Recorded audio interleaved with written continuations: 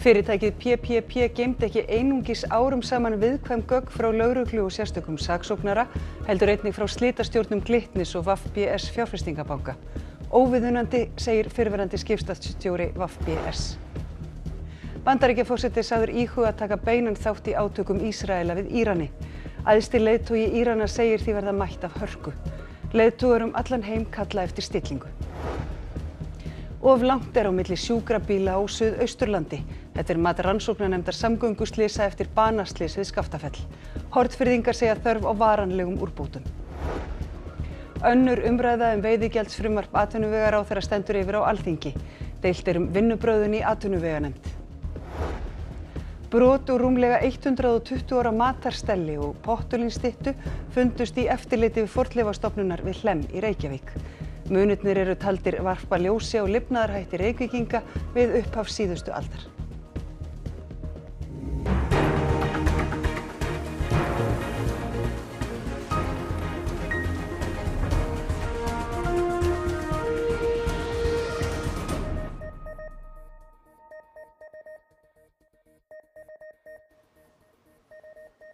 Gott kvöld.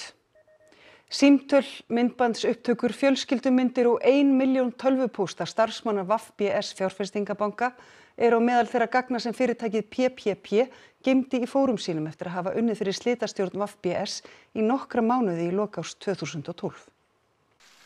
VBS fjárfestingabanki var eitt af minni fjármálafyrirtækjunum fyrir hrun og fór í slitameðferð 2010. Í kveik í lok apríl var fyrst sagt frá aragrú af gögnum sem fyrirtæki PPP geymdi. Róbjartur Jónatansson lögmaður var slitastjóri VBS og vissi af að PPP hefði unnið fyrir slitastjórn eins föllnu bankana og að PPP væri með öflugt leitarforrit og því hafi slitastjórn VBS ákveðið að fá PPP til að leita samkvæmt ákveðnum fyrirmælum slitastjórnarinnar í samskiptagögnum VBS. Og þannig sem sagt fá þeir aðgang að gögnum okkar sem voru vistuð út í bæ og það nýttist okkur svo með einhverjum hætti í þessum málum. PPP hafi lokið vinnunni, sent reikning og málið búið, segir Róbertur. En gögnin eru ennþá til, meðal annars símtöl starfsmanna VBS við viðskiptavinni. Það ekki komið upp í bara 20. Það búið að taka vel við sér. Það er mikil víst að án að fara að skráða á aðalistan fljótlega. Það að setja alveg í þetta, en ég þarf ekki að vera sveiki yfir því. Ég hugsa að þú ættir að geta sofið svona tiltölulega rótt.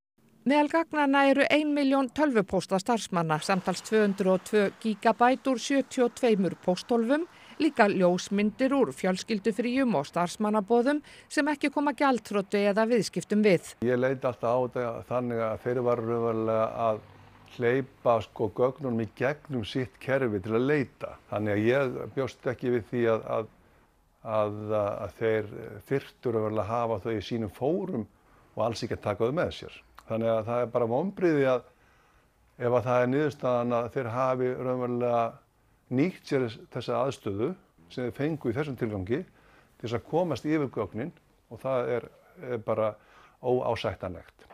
Vorið 2012 kærði sérstakur saksóknari eigendur PPP sem áður unnu hjá embætti sérstaks saksóknara fyrir að hafa selt upplýsingar sem þeir hafa aflað við störf sín fyrir embættið. Ríkissaksóknari felldi málið niður í febrúar 2013. Eigendur PPP voru því til rannsóknar þegar slitastjórn VBS gerði samning við PPP. Nei, best að segja, þá verð ég bara að játa það að það var ekkit talin ástæða til þess að hafa eitthvað sérstætt eftirlit á mönnunum, Róbjartur segir þessa meðferð á gögnum VBS líklega að verða hluta af lögreglurannsókn sem nú er í gangi. Það verður tekið afstöðu til sem sagt töku þessara gagna og meðferðar á þeim. Nánar verður fjallað málið í Kastljósi í kvöld. Það er bæði rætt við framkvæmdastjóra Glitnis Holdco og Gest Jónsson, fyrrverandi lögmann Jóns Ásgeirs Jóhannessonar, trúnaðargögn frá Baugi sem einnig voru í fórum PPP. Antonio Guterres, framkvæmdastjóri Sameinuðu þjóðanna, varar við að frekari hernaðaríhlutun í átökum Ísraels og Írans geti haft gífurlegar afleiðingar fyrir frið og öryggi í heiminum. Árásir hafa gengið á víxl 7. daginn í röð. Stjórnvöld víða heim hvetja til stillingar og augu flestra hvíla á Bandaríkjaforseta. Hann er sagður íhuga beina þátttöku í átökunum og krefst skilyrðislausrar uppgjafar Írana. Æðsti leiðtogi Írana segir að því verði mætt af hörku. Bandaríski herinn reiðubúinn að framfylgja hernaðarlegri ákvörðun Trump forseta að sögn varnarmálaráðherra Bandaríkjanna. Írönsk mannréttindasamtök segja að rúmlega 500 hafi fallið síðan átökin hófust á föstudag og í Ísrael hafa 24 fallið. Ekki hægt að segja að stórborgin Teheran í Íran iði af lífi. Stöðugar loftárásir síðustu 5 daga hafa sett svip sinn á borgina. Margir finna fyrir ótta og óvissu framhaldið. Í Tel Aviv í Ísrael fólki sagt að vera heima hjá sér svo það sé nálægt loftvarnarbyrgi þegar loftárásir byrja. We are all alert already. He's very scared. And prepare everything and go down and sit here. The noise. Not very recommended if you want to stay sane. 250.000 íranskir gyðingar búa einnig í Ísrael. Margir þeirra fluttust frá Íran eftir byltinguna á 8. áratug síðustu aldar, áður en klerkastjórnin tók við. מצד אבא עליו השלום ומצד אמא עליו השלום, אבל עכשיו פחות בגלל שלא כדאי לדבר הרבה איתם. Tæplega 27.000 Íranar búsettir í Danmörku. Margir hverjir eins og hjónin Tina Badati og Reza Tabatabai horfa á fréttir af átökunum með hnút í maganum. Vil du så lige tænde for fjernsynet? Nu skal vi se, om der noget nyt. Vi ser ikke direkte nyhederne fra Iran, selve Iran, fordi det ser jo ikke sandheden. Det gør det ikke. Bankerne lukket, folk kan ikke have penge, der mangler benzin. Og det der går ondt på mig, det faktisk, at det går ud over de civile befolkning i Iran. Alle de uskyldige folk. De iranere, jeg kender, der bor i Iran, de så livsglade, at jeg kan slet ikke forklare det. Jeg kan slet ikke forstå det. Der ikke, altså jeg får næsten kuldegysning af, at de har den mentalitet. De så positive og har så meget mod på livet, selvom at der hele tiden bliver sanktioner, hele tiden uretfærdigheder og alle mulige former for menneskerettigheder, der bliver overtrådt. Kjartan Orri Þórsson, þú ert sérfræðingur í málefnum Írans, velkomin. Benjamin Netanyahu, forsætisráðherra Ísraels, hann hefur verið með svona kannski óljósar yfirlýsingar markmið þessara árása á Íran. Eitthvað hægt að segja til það hverjar þeir eru? Nei, ég meina hann að tala að stoppa þá í að taka þróa einhver kjarnavopn sem hann reyndar búin að vera að tala í síðan 30 ár, það séu alveg að koma. Þannig að okkur það gerast núna engin gögn sem að styðja þá fullyrðingu hjá honum. Það bara bandaríska leyniþjónustan bendir ekki til þess að þeir séu svona nálægt í akkurat núna. Hann með einhverjar hugmyndir að eyða þessum því sem þeir eru að vinna þar, sem þurfa bara miklu stærri sprengjur en þeir ráða yfir Ísraelar, þannig að hvað hann ætlar að gera svolítið svona erfitt að átta sig á, að því hann segir eitt og svo skoðar maður sannleikann og þá þann ekki alveg sambærilegur. Að mögulegt að hann vilji losa sig við írönsk stjórnvöld sem svo sem margir innan Íran vilja líka gera, en svona hans kall til fólksins hefur klikkað. Fólk ekki tilbúið að láta ísraelskum sprengjum rigna yfir sig til þess að losa sig við stjórnvöld, þannig að það erfitt að sjá hvað nákvæmlega hann vill gera annað en svona í raun eitthvað kaos þarna. Bandaríkjaforseti, hann sagður íhuga beinar árásir á Íran. Hvað myndi það hafa í för með sér og það líklegt að hann geri? Hann náttúrulega eitthvað byrjaður að tvíta eða setja út á netið alls konar rugl, til dæmis hvatti fólk til þess að yfirgefa Teheran sem 10 milljón manna borg. Þessu hendur hann bara út á netið. Þannig að hann er byrjaður í einhvers konar, kannski vanhugsuðum sálfræði hernaði þarna. Hvort að þeir taki slaginn með Ísraelum kannski pínu erfitt að sjá, en það þá allavega hreinu að hans bandamenn í Miðausturlöndum myndu taka illa í það. Vegna þess að ef það myndi gerast þá erum við að sjá mikla stigmögnun á þessum átökum og þá sé það að dreifa sér til mjög margra landa og kannski erfitt að sjá fyrir endan á því. Akkúrat. Það gerist. Örstutt í lokin bara, sérðu fyrir þig hvert framhaldi gæti orðið nú? Ísraelar geta haldið árásum áfram töluvert lengi, Íranar geta eitthvað haldið áfram, við erum að sjá þetta upp í himninum, það ólíklegt að við sjáum einhvers konar landhernað eins og staðan er núna, en að þetta haldið áfram svona ófyrirséðan tíma tel ég vera líklegast akkurat núna. Takk fyrir komuna hingað í Myndver, Kjartan Orri. Þá að öðru. Banaslys þar sem 2 létust við Skaftafell afhjúpar brotalöm í sjúkraflutningum og stóru svæði á Suðausturlandi. Þetta mat rannsóknarnefndar samgönguslysa sem segir að vegalengdir séu of miklar á milli sjúkrabíla og viðbragðstíminn því of langur. Sjúkraflutningamenn og læknar frá bæði Hornafirði og Kirkjubæjarklaustri fóru í erfitt útkall við Skaftafell í janúar í fyrra. 2 erlendir ferðamenn létust í árekstri og 6 slösuðust. Hornfirðingar voru klukkustund á vettvang en þau frá Klaustri aðeins á undan eða tæp 3 korter. Vettvangsliðar í björgunarsveitinni Kára í Öræfum voru þá komnir á slysstað fyrstir. Rannsóknarnefnd samgönguslysa hefur nú skilað skýrslu og hvetur til þess að sjúkrabíll verði tiltækur nær Skaftafelli. Slysið varð skammt frá afleggjaranum að Skaftafelli þar sem rauði hringurinn er á kortinu. Hér sjást þeir sjúkrabílar sem næstir voru merktir með gulum hringjum. Til austurs eru rúmlega 130 km til Hafnar í Hornafirði. Til vesturs eru nærri 70 km til Kirkjubæjarklausturs, 140 til Víkur í Mýrdal og Hvolsvöll eru 220 km. Eftir að þetta var gagnrýnt var viðbragð aukið í Skaftafelli með viðbragðsbíl en hann er aðeins til taks í júní, júlí og ágúst. Rannsóknarnefndin segir slysahættu ekki minni á veturna og heimafólk hefur lengi kallað eftir úrbótum. Hjá okkur er það sem brýnast að gera að tryggja viðvarandi gott öryggisviðbragð í öllu sveitarfélaginu og þá með sérstaklega áherslu á Öræfin. Við höfum talað fyrir því að auka viðbragð og fengið viðbótarviðbragð á sumrin með sjúkrabíl sem hefur verið til mánaðar eða 3 mánaða en þessi skýrsla leiðir ljós að þetta vantar allt árið kring. Eins og staðan er núna eru Heilbrigðisstofnun Suðurlands að reikna sína reglur mönnun út frá íbúafjölda en það er ekki veruleikinn sem við búum við hér þar sem að ferðamennirnir eru 2-földun íbúafjölda á hverjum einasta degi liggur við. Þannig að þessi skýrsla styður bara það sem við í sveitarfélögunum höfum sagt síðustu ár. Það er þörf á varanlegum umbótum í öryggisviðbragðinu á þessu stóra svæði. Þá vikur sögunin er á Alþingi þar sem önnur umræða veiðigjaldsfrumvarp atvinnuvegaráðherra hófst í dag. Anna Lilja Þórisdóttir fréttamaður er á Alþingi. Stendur þessi umræða enn? Já, það er enn rætt veiðigjöld. Hérna nú umræðan hófst klukkan 3 og búist hún standa eitthvað fram eftir kvöldi jafnvel lengur. Nú, frumvarpið sló met í fyrstu umræðin, þar varði hún í 29 klukkustundir. Nú það var afgreitt úr atvinnuveganefnd á laugardaginn.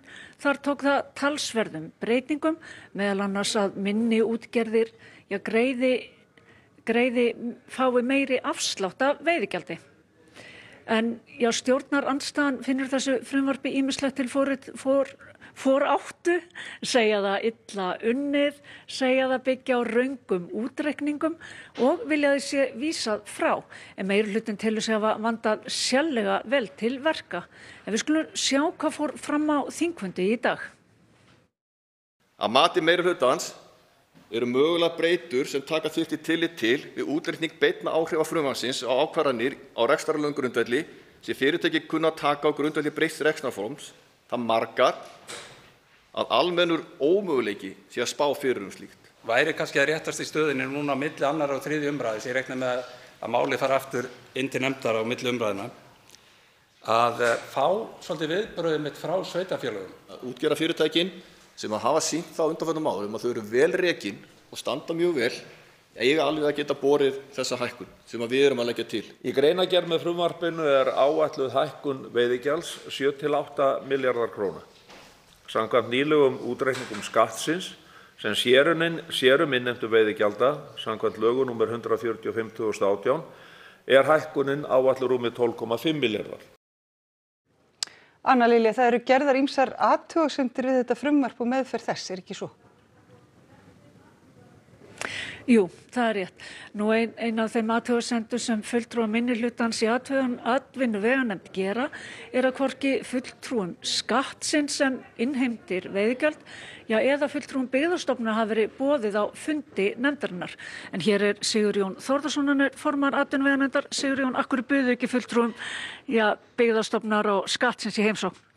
Já, það var nú einfaldlega þannig að skatturinn sendi ekki inn umsögn og svo var ljóst að gögnum skattsins og ráðuneytisins og fjármálaráðuneytisins þeim bar alveg saman, þannig að það var alveg ástæðulaust. En þingmenn stjórnarandstöðuna segist ekki að fengi nægilegar upplýsingar frumvarpið. Eru þið að halda upplýsingum frá minnihlutunum? Nei, það er áfrá. Þetta hefur fengið mjög góða umfjöllun í nefndinni og það hefur tekið mjög jákvæða breytingu á máli. Það hefur verið tekið sérstaklega tillit til minni og meðalstóra fyrirtækja, þannig að þetta er bara jákvætt frumvarp sem að liggur hér fyrir umræðinni. En stjórnarandstaðan hefur líka bent á það að talað að hækkun veiðigjaldsins sé talsvert meiri en segir í frumvarpinu. 12,5 milljarðir í stað 7 til 8. Hvað segir það? Já, það er náttúrulega ekki fyrir séð hvað veiðigjaldi verður hátt fyrir en að aflinn er komin á land. En það er líka þannig að þeir eru að framreikna út frá einhverjum allt öðrum forsendum en hef ekki gert grein fyrir þeim. Þannig að ég held að fólk geti nú verið svona skoða það nánar. En við ljúkum þess af Alþingi að sinni en það verður áfram talað þetta hér í þingsal. Takk fyrir það, Anna Lilja, og við fylgjumst að sjálfsögðu með þessu langhlaupi áfram. Og þá að öðru, alltaf 600 sænskir fangar gætu afplánað í fangelsi á Íslandi á næstunni. Sænsk og eistnesk stjórnvöld skrifuðu í dag undir 5 ára samning leigu á fangaklefum í Tartu fangelsi á suðaustur Íslandi. Samkvæmt samningnum sjá eistnesk stjórnvöld alla þjónustu við fangana og samskipti verða á ensku en túlkaþjónusta þó í boði. Eistneska þingið á eftir að samþykkja samninginn en ef allt gengur eftir á að flytja fyrstu fangana til Íslands á fyrrihluta næsta árs. There is a red line of the imprisoners. We do not take anybody from organized crime. We do not take terrorists. We do not take those who have radicalized. En oerhört ambitiös expansionsplan framåt. Tyvärr kom utbyggnaden av den svenska kriminalvården igång för sent. Det får tidigare regeringar ta på sitt ansvar. Nu står vi där vi står. Nu gör vi allt vad vi kan. Både för att bygga ut på sikt men också hantera en ganska akut situation i kriminalvården. Bland annat då genom att skapa tillgång till 600 platser i Estland. Við höldum okkur í Svíaríki því sænska sorpdrottningin svokallaða sem rak fyrirtæki sem urðaði sorp ólöglega hefur verið dæmd í 6 ára fangelsi. Þetta er þyngsti dómur sem fallið hefur fyrir umhverfisglæp í Svíþjóð.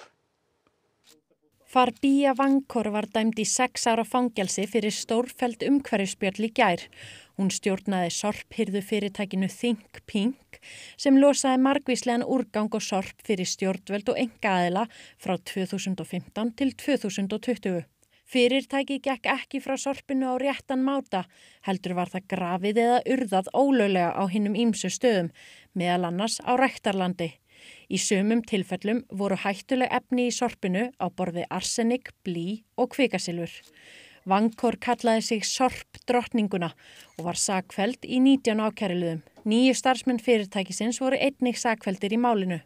Öll þurfa þau að greiða sektir og skaðabætur sem nema 3 milljörðum íslenskra króna. Sorpdrottningin hyggst áfrýja dómnum. Fyrirtækið var gjaldþrota 2020, sama ár og Vankor var handtekinn.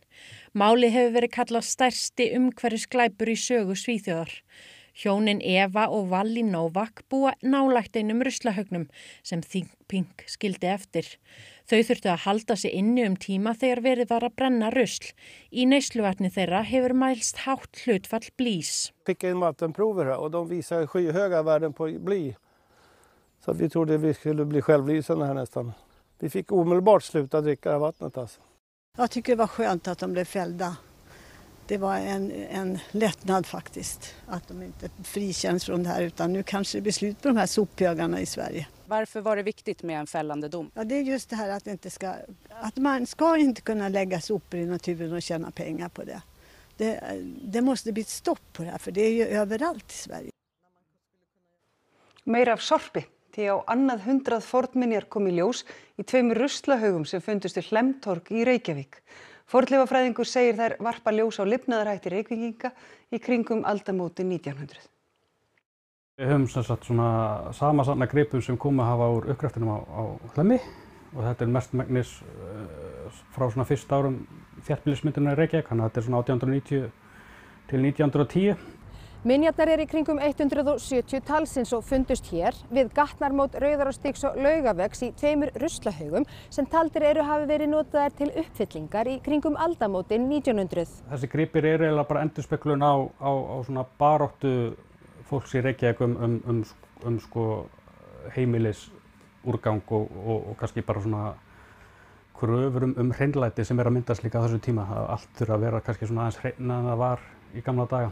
Reykjavík hafi verið að byggjast upp og deilur hvort bærinn eða íbúar ættu að sjá sorphirðu. Sumir hafi fleygt rusli í sjóinn en aðrir hafi safnað því í stóra ruslahauga.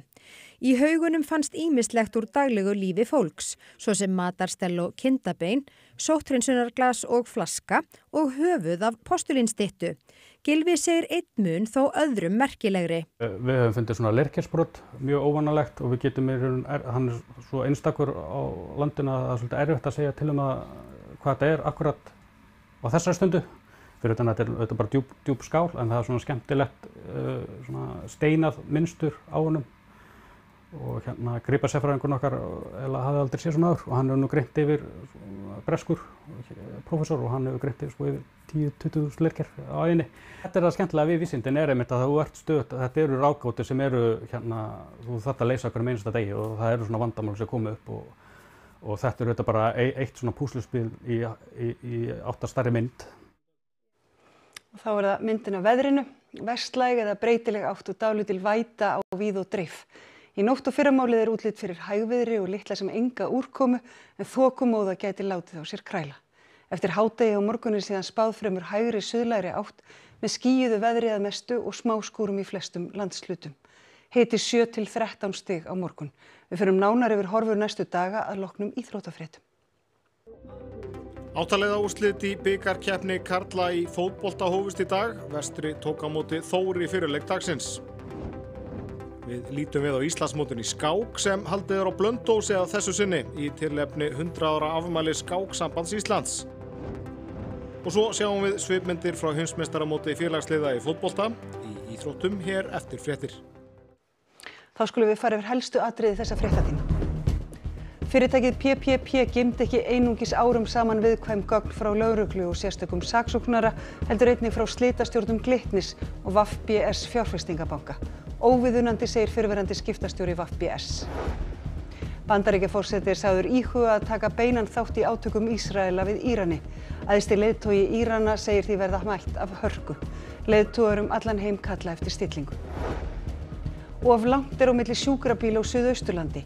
Þetta er mat rannsóknarnefndar samgönguslysa eftir banaslys við Skaftafell. Hornfirðingar segja þörf á varanlegum úrbótum. Önnur umræða veiðigjaldsfrumvarp atvinnuvegaráðherra stendur yfir á Alþingi. Deilt er vinnubrögðin í atvinnuveganefnd. Næstu fréttir verða í sjónvarpi og útvarpi klukkan 10 í kvöld og á vefnum okkar ruv.is má nálgast allar nýjustu fréttirnar á íslensku, ensku og pólsku.